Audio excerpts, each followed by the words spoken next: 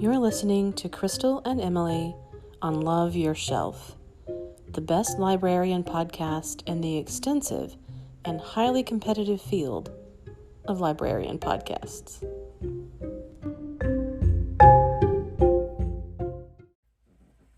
Ooh, hello. Hello. My chair's squeaking, so I'm trying to situate myself before. Okay, there we go. I think that's better. Okay, good. Because I know I'm going to move around and don't want it to be It's just the chair, guys. It's just the chair. Yes. So this is episode 25. Oh. Yeah. Quarter I century. know. Look at us. It feels a little bit like it. It's been about that long. But we missed you last week. We had to do so many blueberry things that we could not get it together to get the podcast recorded. So we've got a lot to cover for today. So hopefully Yeah, girl. you're ready to Buckle put your up, feet folks. up. Yep. And listen to all of our craziness. So the first one I'm going to talk about is my least favorite thing that I've consumed Yeah. in a while. And that is the movie that I was really looking forward to. Yeah. Called A Promising Young Woman, starring Carey Mulligan and Bo Burnham. And I really thought it was going to be different than what it was. My hopes were very high. And Yes. I disclaimer, I have not seen it yet. I will still watch it. But I trust Crystal's opinion more than a lot of people's opinions on movies. Anyway, yeah. Yeah, I think that it was well done, that it accomplished what it wanted to, but what it accomplished is what was so disappointing to me. So I'll leave it at that, but I can see why it was highly anticipated and well received. Okay, leave it at that. I did not want the message that it had to send. I won't say what you actually said about how much you were disappointed. Yeah, I'll leave it as vague there a little bit, yeah. But then I just so happened to catch that Bo Burnham, who was in that movie, just came out with a special called Inside. And that also was highly anticipated, and everybody was watching it and talking about it. And it's good. Yeah, I need to watch that. Yeah. So it's got catchy songs, of course, because that's what he does. It's a little bit artsy and self-aware, like a lot of the stuff that he does, but even like to another level of that, because he's grown and he's 30, I think, he turns 30 in the COVID year, and so basically he's recording and creating this special while being 30, which is 30 also during my COVID, age. and he's by himself. Yeah, exactly. And so he's all alone in this little kind of studio room. Okay. And he definitely like rides the line between self-aware, self-deprecating, but also kind of wallowing a little. That is, I think, how I would describe my personality. I was not going to say that. And I don't know that I agree, but I think that a lot of people can probably identify with that. Yes, yeah. I mean, he's a great comedian for that reason. Yeah. And then as it goes along, and he's been in quarantine for longer and longer, he's kind of, reflecting on that and how, what he had wanted from his life. And he also talks about in it that he had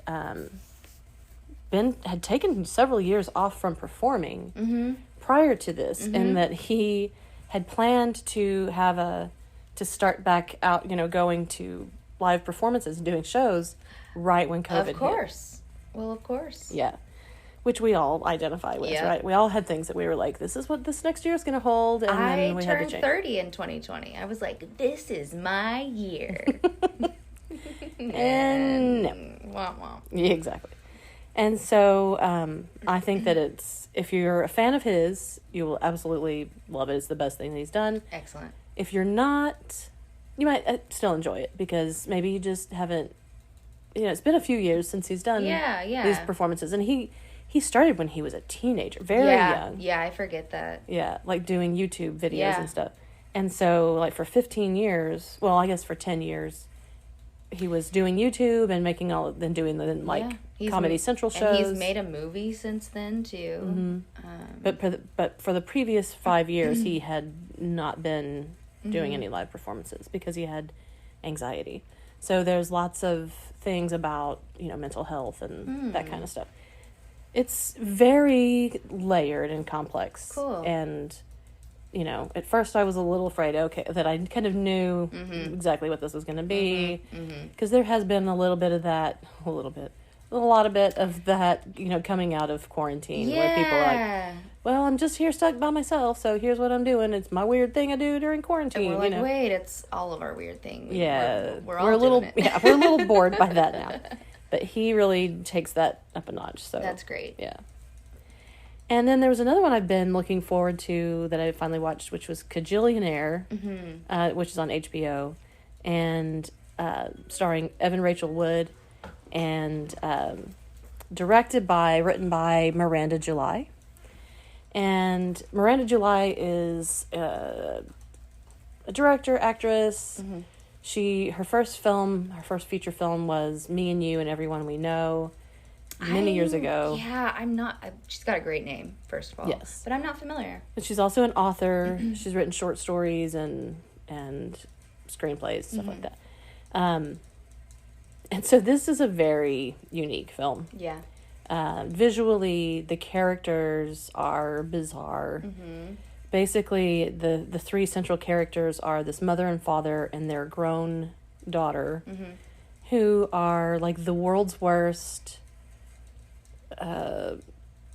criminals. Okay. Like low key, not even really hardcore criminals. Yeah. Just trying to scam people. Just, like one of the big opening scenes, the daughter does all of these acrobatics that are really ridiculous to get into the post office, and she opens her post office box and then just reaches all the way through and tries to grab the next person's packages and mail. And so that's great. Their big heist for the day. Yeah. And so that kind of gives you an idea of what the tone of the movie is. And it also goes into some darker places and some unexpected places for sure. But a little bit, it kind of reminded me of the movie Bottle Rocket, where it's these inept people trying to do crime. Yeah, and think they're big and bad. And, Yeah. So it's pretty funny, but also touching and weird. Nice. Yeah. I'll watch it.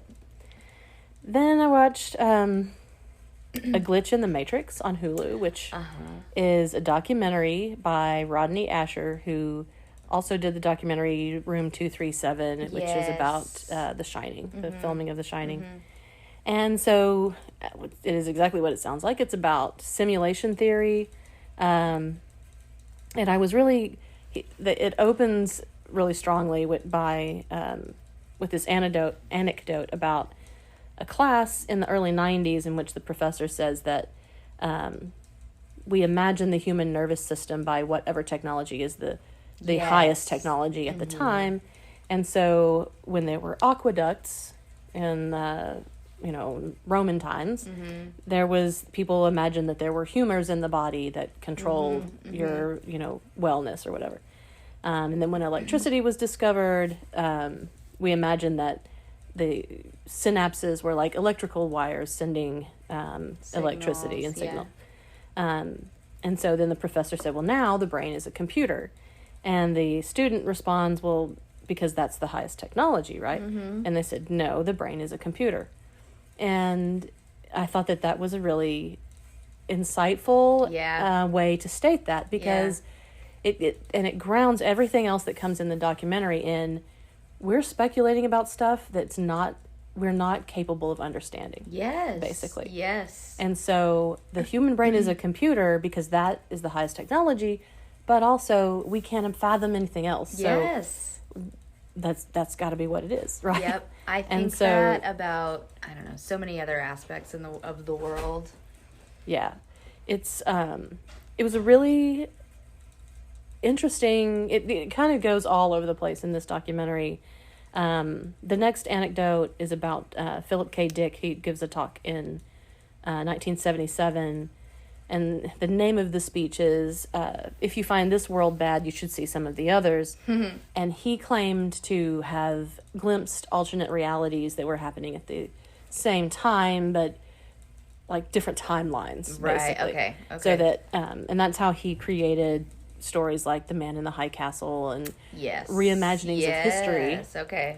And Because so he claimed to actually see those, or To just he witness them. imagined? Oh. he claimed that he saw them and that they were real. Oh. And so he says, in 1977, we are living in a computer-programmed reality, and the only clue we have to it is when some variable is changed and some alteration in our reality occurs. Like a glitch in the Matrix, right? Uh-huh. And so then, of course, the documentary covers the film trilogy, The Matrix. It quotes Neil deGrasse Tyson and talks about synchronicities. There's all kinds of stuff. There's many, even there's this great cartoonist, Chris Ware, who talks about Minecraft. Nice. And which we're familiar with here at the library because we have a Minecraft program.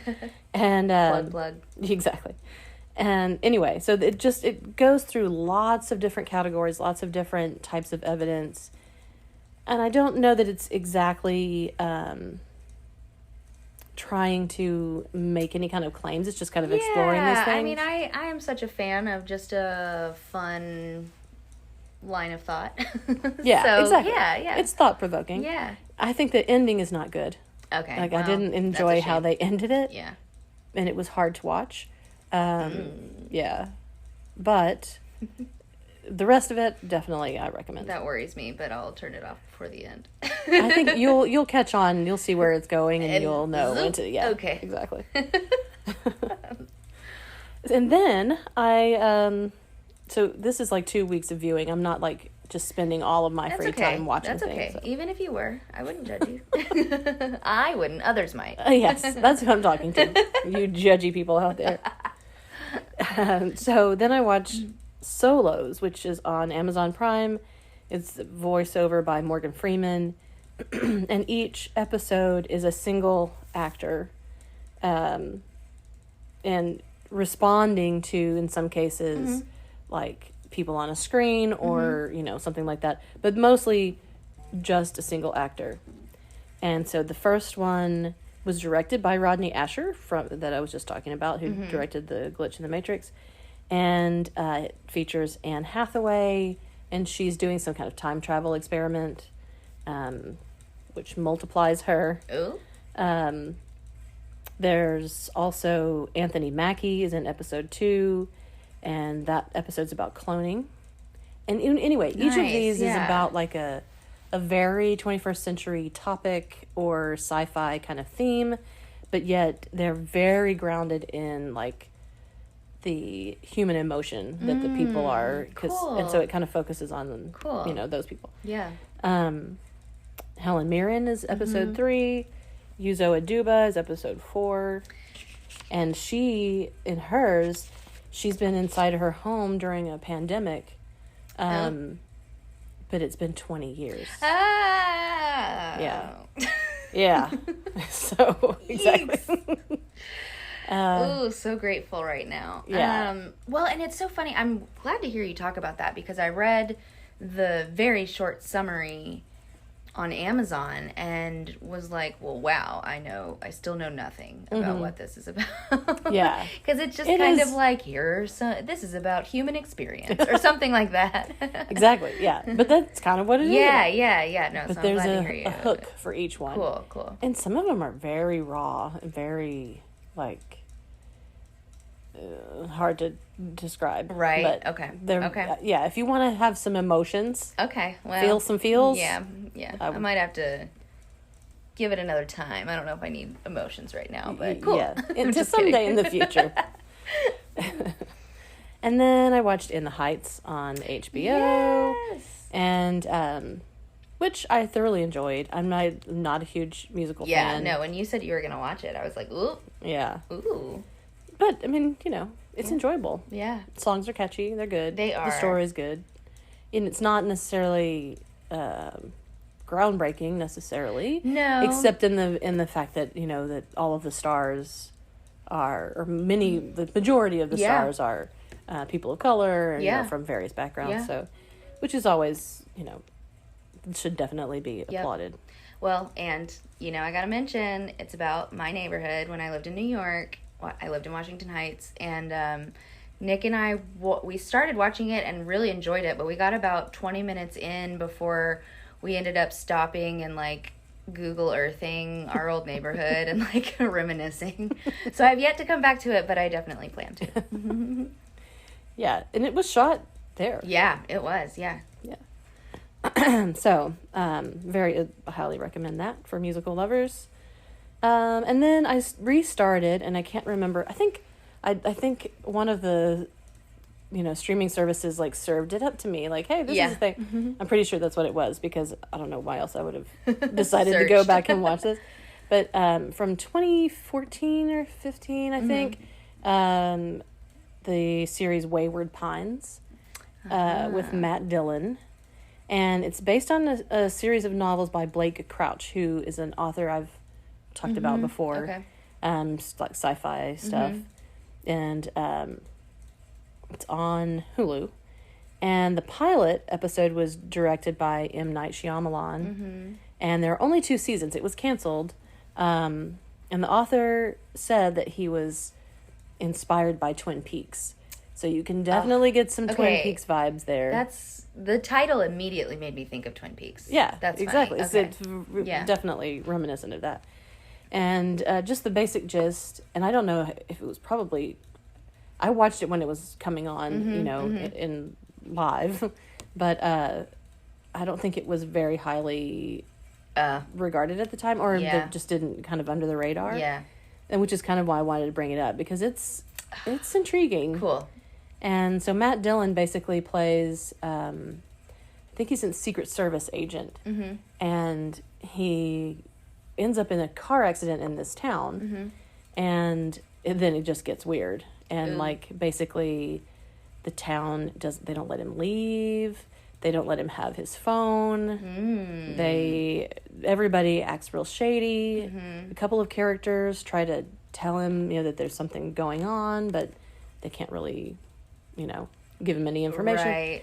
And so it's very spooky. Yeah. And I didn't even mind that it ended after 2 seasons. It has an ending. Cool. Okay, good. I was going to ask you that. Yeah. it definitely has an ending.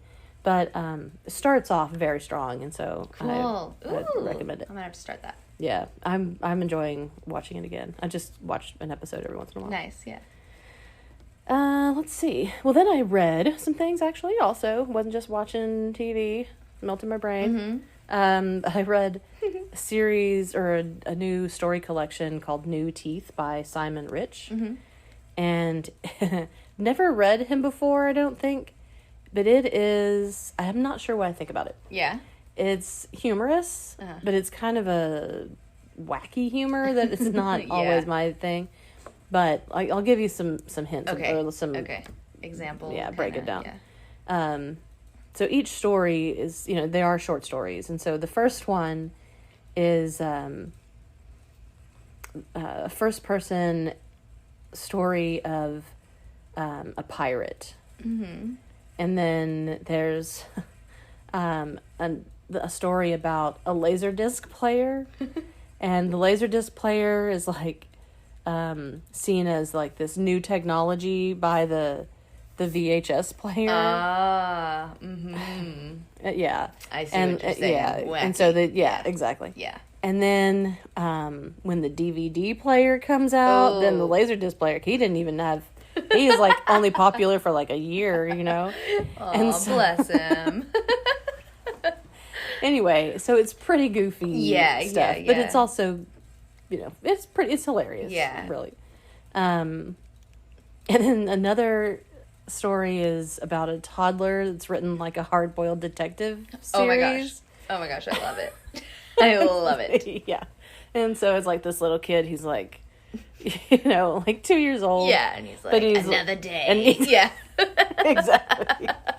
On the job. Right. Talking about, like getting his, whatever, his binky or something. Yeah. Long drag on my binky. Yeah. Exactly. Yes. So if those kinds of things sound funny to you, you will like this series for sure. I love that concept. Collection. And then I saw a series of recommendations of low fantasy, which is as opposed to high fantasy. I was about to say, what does that mean? Low fantasy is more like takes place in a world that you can imagine. It's not like this whole other universe. It's like our world, but fantastic things happen in it. Elements of, magic and, cool. Exactly. It's called, or at least the one that I picked up was called Every Heart is a Doorway by Shannon McGuire. And I thought it was pretty good. I enjoyed it. It's short. It's a quick read. But it's about a girl who ends up at this sort of home for wayward girls. There's that wayward again. But the thing that connects them all is that they all have the ability to go through doorways into other dimensions or other realities. Love it.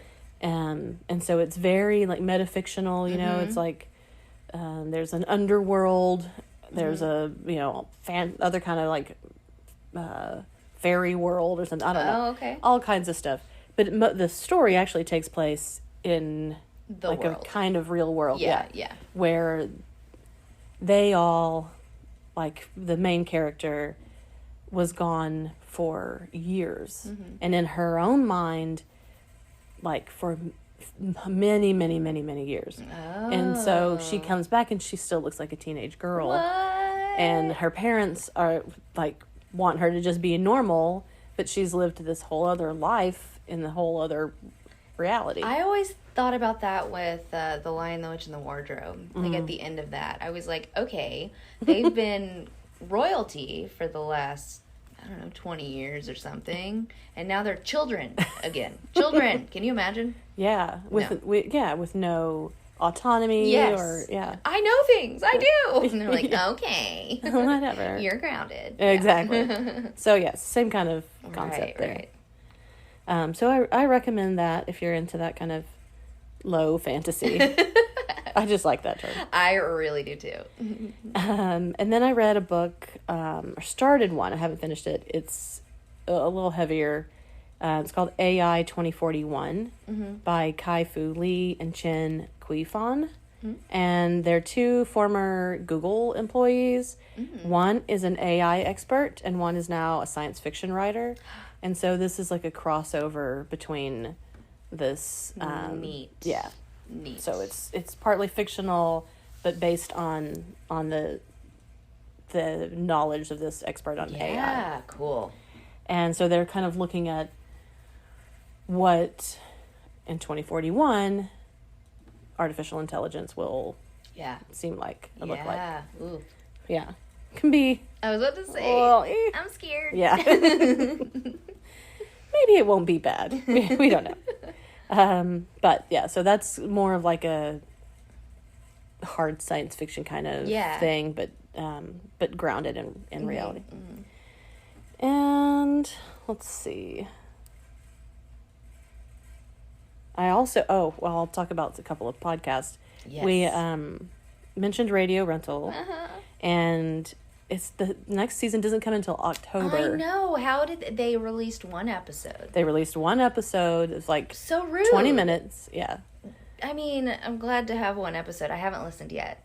I won't say what it's about. Nick keeps telling me, like, ooh, it's creepy. And I'm excited to listen to it. Yeah. So if you haven't, we've talked about it before, but if you haven't listened to this series, it's basically people just telling their stories or telling stories about things that are odd that have happened to them. Insane. Some of them just, and some of them are very clearly like that really did happen. Yeah. And others I'm like, are you a good storyteller or I don't know. Either way, I'm okay with it. I love it. Right. I'm always down to hear a story, Yes. for sure. And then I also listened to the Invisibilia podcast. Yes, I used to listen to Invisibilia. Yeah. And there was an episode called The Great Narrative Escape, which just drew me in because I wanted to know what that means.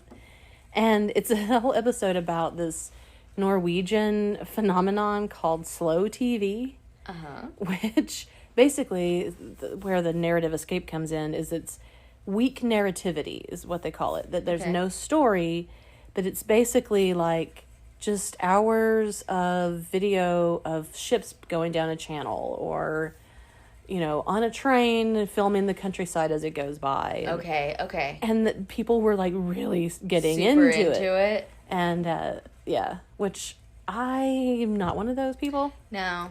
I like a narrative. Yeah. There's a little short film series that I used to subscribe to, this series called Wolfen, which was like every month, or I guess maybe it was quarterly. Anyway, every certain amount of time, you would get a DVD in the mail, and it would have like short films and other stuff on it. And one of the short films was just like this ocean scene, and it goes on for a long time. But then, and this is like, oh my gosh, this is like where weak narrativity comes into, like suddenly there's a story, and then and so like from the the west direction, as you're just like looking out on this ocean scene, this boat like is coming toward the shore, and it's like a big inflatable thing, so it actually comes it comes all the way onto the sand, and then the whole thing like deflates, and a guy gets out and like runs off, and then the thing inflates back up again and goes back out to sea. What? And it's just a silly short film. Oh my gosh. But it made me think about that. Yeah. So what happens is, as they were talking about this being a phenomenon, they say that people started showing up to be at the places where the camera was going to go by, so that they could be on TV. I'm gonna be famous. Yeah. Oh my gosh. And then it, turned into all kinds of other stuff. Oh, my goodness. It's a fascinating episode of that podcast for sure. Oh, even though hilarious. It's much more fascinating to talk about that phenomenon than yeah. to just watch something like that. Definitely. Although, I don't know, I've maybe stared a few minutes at a fireplace on a TV before or something. But like, I'm trying to take a nap when that happens. Yeah. I'm not trying to entertain myself. Right, exactly. You're like, I wish my eyes were closed right now. Yeah. I'm doing whatever I can to get there. And then, let's see, another podcast is Bailey Sarian. She does videos of like makeup and murder mysteries or something. Nice. And so she's doing her makeup and she's telling these stories. Nice. Maybe you've told me about I think I this. probably have. Okay. But she has a podcast, like a proper podcast now, called Dark History. And it's exactly what it sounds like. But I don't know what it is about her that I like necessarily. Yeah. But I do. I like her. And, Nice. Well. And, it's the true crime stuff. That, Yep. That we're always all here for. drawn into it. Goodness. Yep. And then the last couple of things that I'll mention are just sort of off the wall things that caught my attention this past week. First of all, there's a couple of series. One was on like Quibi or something like that nobody can watch anymore, or it's on something that I don't have. Yep. And it was called Murder House Flip. Okay, I'm listening. You know what it is. It's these infamous murder houses where people go in and then they like redecorate it and they sell it. And I didn't really like want to watch that show, but I just wanted to see it just to confirm that it existed. Yeah. That's a crazy premise. That is. I don't know if I love it. It kind of feels cruel to me. Exactly. Like you're tricking real people. someone. Yeah. Real people suffered at that place, first of all. Yes. And then who's going to move in there? Well, and are you advertising it as like there was a murder here? Because I'm not cool with that. I don't know. They obviously feels disrespectful. are to a certain extent because there's a show Yeah. about it. Or are they trying to make these houses nice so that people will buy them and they're like, we're not going to tell them what happened here. Right. I don't know. Until they watch the show. So this is, exactly. This is what I wanted to see the show for, because I just was curious about what that was about. Yes, all of these questions. But the world saved me from myself because I don't have that streaming service, whatever it is. And so then, like, right the next thing I saw, and I was like, okay, clearly there's a theme, is Crime Scene Kitchen, hosted by Joel McHale. And so... I'm scared. Yes. It's not bad. Yeah. It is... The crime is just somebody baking something. Oh. And so the bakers go in, and then they see, oh, there's cream cheese in the trash, and there's an apple cut up here. So I got to guess what this was, and then they make it. Oh, that's funny. Yeah. I mean... So that's very different. Yes. Approach. It's not real crime scenes. A little tricked, but it's okay. Yeah. So it's actually, like, I like a baking show. Yes, that's really what it is. That's all it is, yeah. So, anyway, but they knew what they were doing by choosing that. Yes, that exactly. Title. People go like, what? I'll give them that, yeah. And then I watched the last episode of Handmaid's Tale, the last for this season, and there was some catharsis. That's all I'm going to say. Okay. Which I've been yearning for the whole time. Well, yeah. I mean, it makes me... Have they said how many more seasons they're going to put out? No. Or at least I don't know. Okay. But this is the 4th. Did it feel like this would be an ending place? It totally could be, but I don't think it is. Okay. Yeah. I'm measuring how cathartic it is. Not, they don't blow up Gilead or anything. But cool. There's some catharsis. And then I saw, after I finished watching that, I'm sure this was coming back up because of that, is also on Hulu, a movie from 2014 starring Elizabeth Moss, called The One I Love. And Mark Duplass is... Is it about a couple? Yes. I've seen it a long time ago. Yep. Yeah. Yeah. And so I haven't rewatched it, but it's on my list because I was like, oh yeah, that was a smart movie. It's sci-fi ish. Yes. Yeah. Okay. I mean, yeah. There's things that happen that could not really happen. Right. But it is. It's about this couple, and they go out to this country house to have a getaway. Yeah. And reconnect, and then it's hard to say anything without giving it away. Where do you go from there? It was I liked it. Yeah. I should rewatch it. It's unexpected. It is. And Elizabeth Moss is always good. Yeah. And then Mark Duplass. I've talked a bunch about the Duplass brothers and all the different stuff that they've had their hands in. So. Yeah. Cool. Good reminder. Yeah, and I think that is everything. I think that's everything. Well, no, there's actually other things, but I'm going to save them for the next time because I don't want to go on and on and on. Because we've got to go out to the park. And watch a movie with all night. of you. Yes.